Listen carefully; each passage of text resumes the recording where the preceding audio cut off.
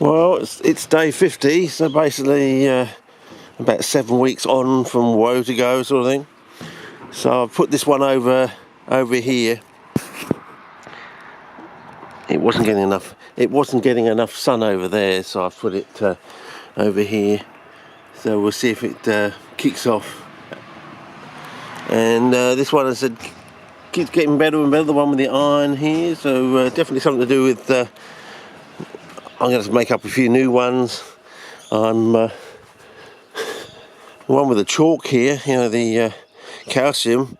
I think you just have to take the ultimate derivative on chalk, really, basically, and you be there, basically. Chalk is almost like an irrelevant, I think, if you think about it differently. You're going to have to take like the ultimate derivative. So you keep taking the derivative until you get back to zero, when you've got nothing to take away from nothing to derive the chalk, and you basically, that's when you conquer chalk, basically. Anyway, this one's still alive. This was the copper one, and I don't know if you can see that there's a slight change in the colour of the medium, and you can actually see there is what we call cyanophyta growing through the medium now. So whether that plant's now going to take off. You can also see there is some sort of greening down the bottom there. I don't think I can get my camera right in.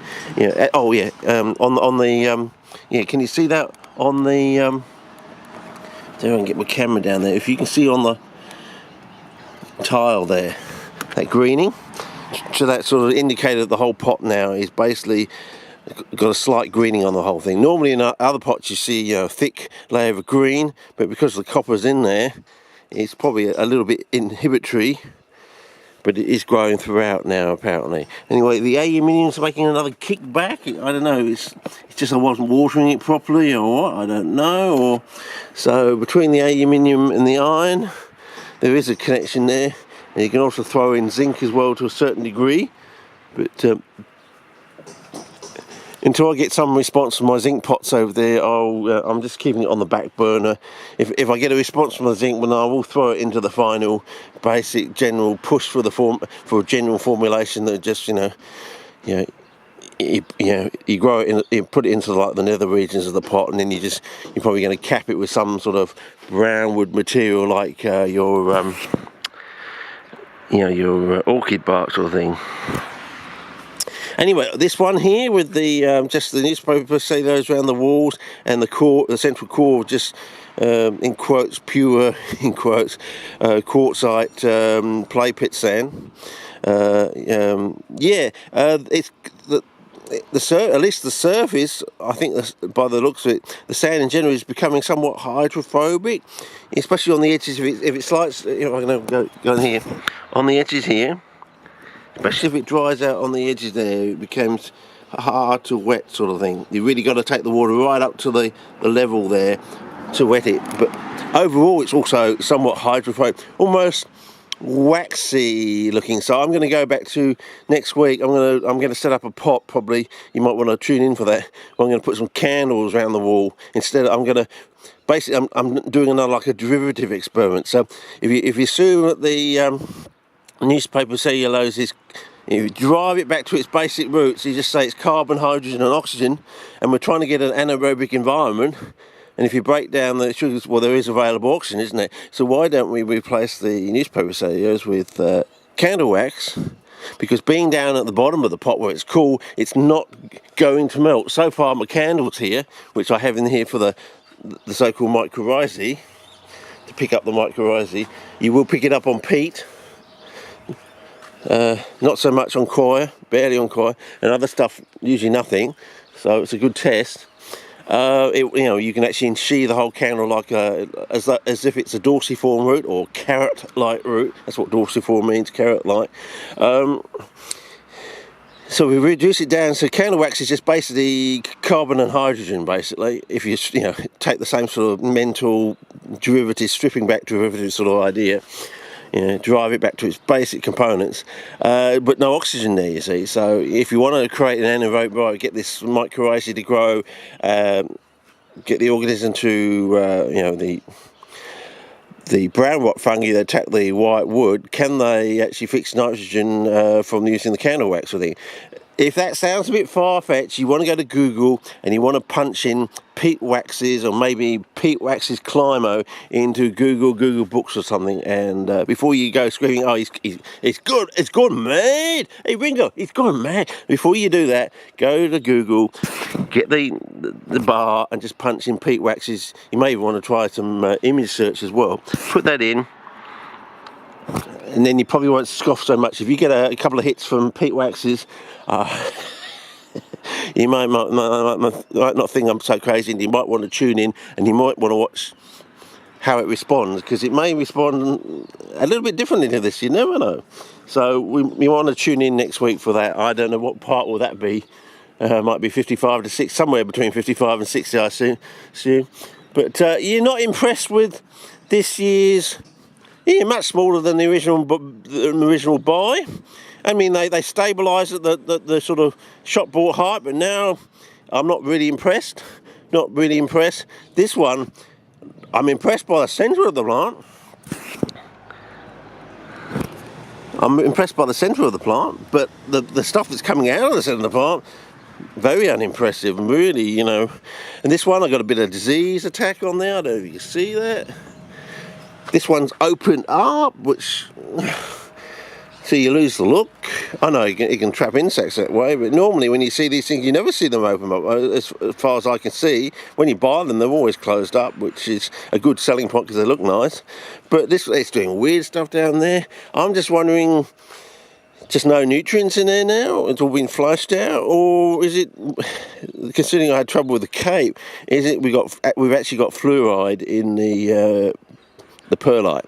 So, you know, they say you this expensive sand, basically, you think it's hunky-dory the first season, think, oh great, and if you go into the second season you have problems with fluoride. So in other words, they're forcing you to repot your plants every bloody year, to buy expensive bloody sand every bloody year, sort of thing.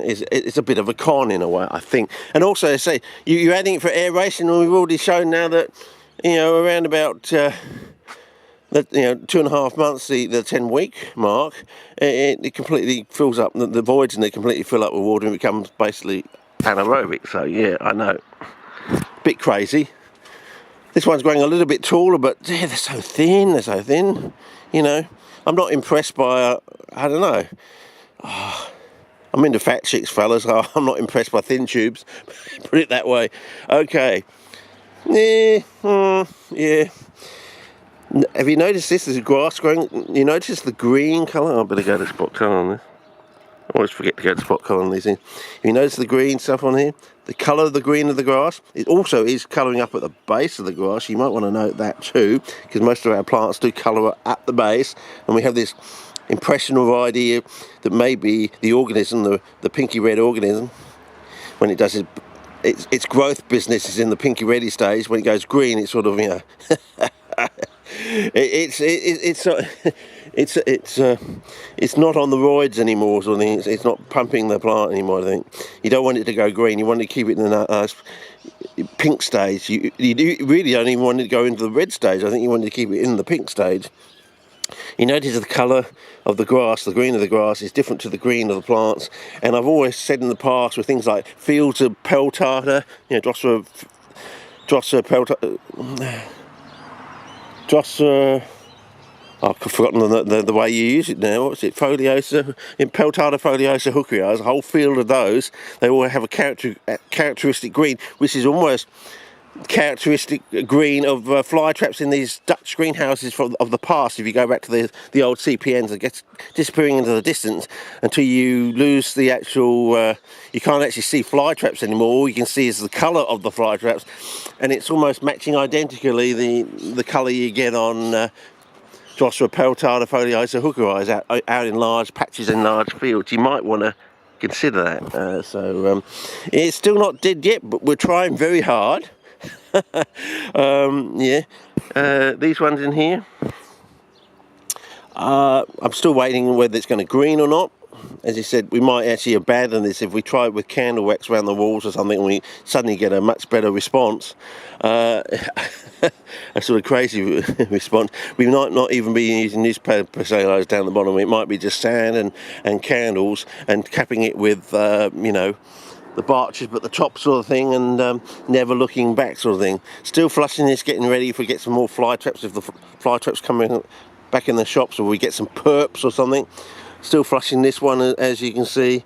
So far, oh yes, just as bad as that one. Yeah, got a spot colour on this. Notice a few days ago it was getting more definitive now. If you come out at night with a torch, round here we've got one patch of greening down the bottom there. I can't, hang on, can I lift it up? One patch of greening down the bottom there. We've also got patches of greening right next to the newspaper cellulose there. So one down there, and we've got, and it does go round, I think, if I can pull this up into the sun. Yeah, greening. Anything down there that's, ooh, it's going to green by the looks of it down there. What about on this side? I don't know, I don't want to press any buttons on the camera. Yeah, greening. Nothing obviously down the bottom yet. So we're going to get a response from the plant now. Is it actually going to start growing normally? Not doing this weird stuff they do when you get the shop bought. Though we have found a way of sorting that out. Yeah, they really stay closed long after they've been triggered off by the wind or something, you know. So yeah, not too happy about that. Yeah, and I did actually have a few, I had a trap there go off, and some other trap went off and caught something during that windy session. So maybe, I don't know, maybe there's a new theory out there, you know, they actually trap, you know, during a windy episode or something. Anyway, yeah, should get out my micrometer. It's hard to do it with one hand. Now, before you get on your high horse,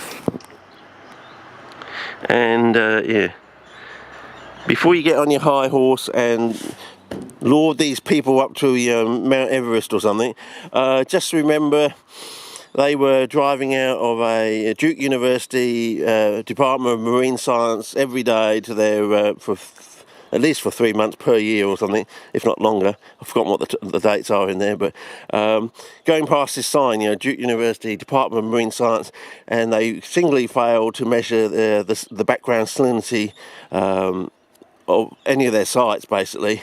Didn't mention the sodium or the chloride. And yet, look how close these plants, hang on, I've got reflections, I might have to take the thing out. Look how close these things grow to the open ocean sort of thing, you know, all along the Atlantic coastal plain. They do actually go out as far as Horry County. I think it's Horry out there or something. No, there's Horry down there.